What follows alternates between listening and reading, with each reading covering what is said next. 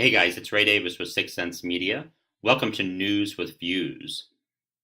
This is a weekly segment I'm going to start doing where I'm going to talk about some of the things that were in the news this week and give you a little different view than you may have heard in the mainstream media. I want to start this week with the visit of Vice President Mike Pence to the Johnson Space Center in Houston, where he addressed NASA employees and other dignitaries in the space program. And he laid out a plan that the Trump administration is pushing forward right now to really expand the budget for NASA. And this also gets in a little bit into the Space Force that we've heard the president talking about. And I just wanted to share some clips from that speech. I think overall it was a very good speech. I agree with the importance and the significance of human space exploration. And I'm pleased to see that the Trump administration seems committed to that. Now, of course, we've heard this before from other administrations, going back probably at least 30 years. I remember the George H.W. Bush administration talked about going back to the moon and going to Mars. And I think pretty much every president since then has talked about it. But there really has not been a lot of action. But Vice President Pence laid out some pretty strong objectives in some pretty unambiguous language in the speech. And so I'm going to share a couple of those clips with you, and then I'll share my thoughts on it. I just saw one of those Orion capsules floating out in that big tank. I know we're getting ready to put that thing up in the air. It'll be up before you know it. The next Americans who set foot on the moon will start their journey by stepping through Orion's hatch. This extraordinary spacecraft will one day bridge the gap between our planet and the next.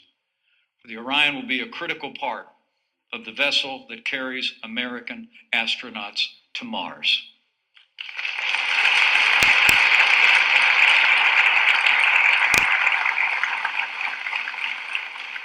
And you here at the Johnson Space Center will guide these journeys.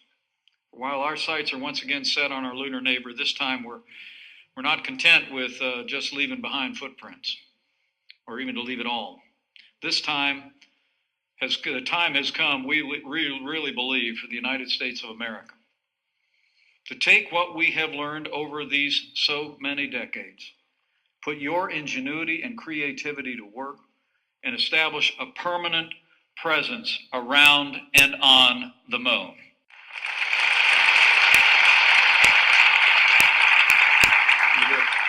Now, some say that America doesn't need to go back to the moon, that we ought to focus on issues closer to home.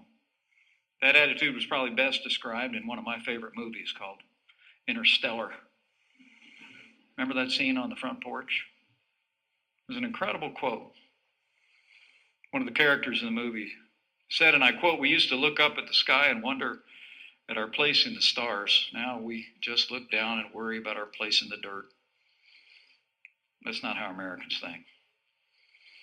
Truthfully, that kind of thinking led people in the past to even cancel the Constellation program. That would have put Americans back on the moon by 2020 and set the stage for exploration of Mars and beyond. That decision was a mistake.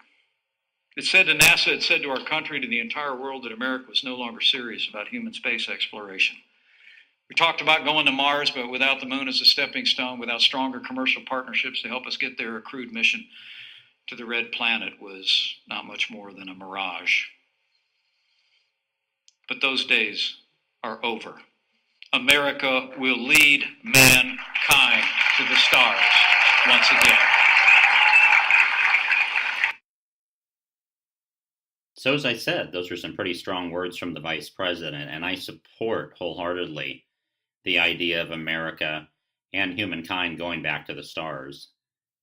I have long said that the absence of human exploration in space is a big miss by our government and really the governments of the world. He mentioned in those comments there that, one of the reasons we didn't do that is that people started talking about the fact that there are bigger problems we need to solve here at home. And I think there is no bigger dream, there is no bigger goal that we could possibly have than exploring the cosmos. And I've long argued that the reason we have the war economy that we have in the United States today, and we do, there's just no question about it, If war stopped on this planet tomorrow, the United States economy would collapse. Our economy is totally based on war, and that's why we never see an end to it. But the space program is something of a scope, an importance, a significance that could literally and practically replace that war economy and the need for it. And so I think we need to dream big. We need to go back to the moon. We need to inhabit the moon. And we need to go on to Mars and beyond. So I wholeheartedly support what the Trump administration is proposing here. However, Vice President Pence later in his speech made a real strong pitch for the Space Force and for militarizing space. And I've long argued that that is a dangerous proposition and one we need to think long and hard about. I'll play the clip here in a moment, but I really think we need to think about as a species whether or not we want to carry the challenges and the history and the baggage that we have on this planet. That, as much as I believe in the human spirit and human potential, we have a pretty bad track record. Why do we want to carry all of that beyond our atmosphere and out into space? I say that's a really bad idea. I think space is something that nations can and should do together. I think it's an enterprise that no one nation can truly do anyway. But I think if we are going to take a space arms race out into the cosmos, we're asking for trouble. So let me play the clip where he talks a little bit more about this, and I'll come back here in a second. And as I stand here today at the home of our civilian spaceflight program, let me also assure my fellow Americans that under President Trump's leadership, we're also taking steps as we speak to ensure that American national security is as dominant in space as it is here on Earth. We're already deploying new technologies and more resilient satellites. Earlier this month at the Pentagon, it was my privilege to lay out President Trump's plan to establish a sixth branch of our armed forces, the United States Space Force. The United States Space Force, we believe, is an idea whose time has come. Just as our nation established the Air Force to ensure American dominance in the skies in the mid-20th century, in this still new century, we will create an armed service devoted solely to advancing American security in space. And the need is real. Just this week, the Pentagon released a report showing that China is aggressively weaponizing space. Russia, too, is developing and testing new and dangerous weapons and technologies to counter America's space capabilities. Now, let me assure my fellow Americans here, our administration is committed to keep America ahead of our adversaries in this critical domain. And as we speak, the Department of Defense is moving forward with initial steps to strengthen American security in space. And we will continue to work with both parties in Congress to provide the necessary authorities and funding to stand up a new branch of our armed forces. And the United States Department of Space Force will be a reality by the year 2020.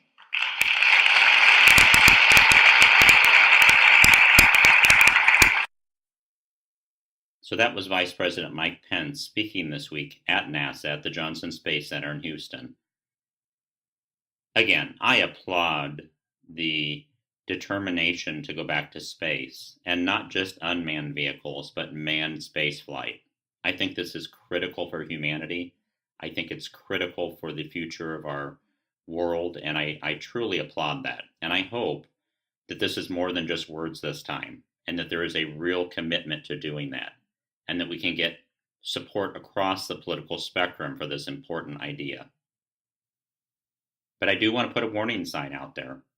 I think the United States, Russia, China, India, Europe, and others should be working together on this, not trying to beat each other, not establishing military bases on and around the moon that are going to compete with each other and eventually come into conflict with each other. That represents the wrong way forward. And so while I support the overall goal, I think the way we do it is very, very important. And I hope both our administration and the other governments around the world will give this some serious thought before we take an arms race into space. This is Ray Davis with 6 Sense Media. I hope you're having a great day, and I will talk to you again soon.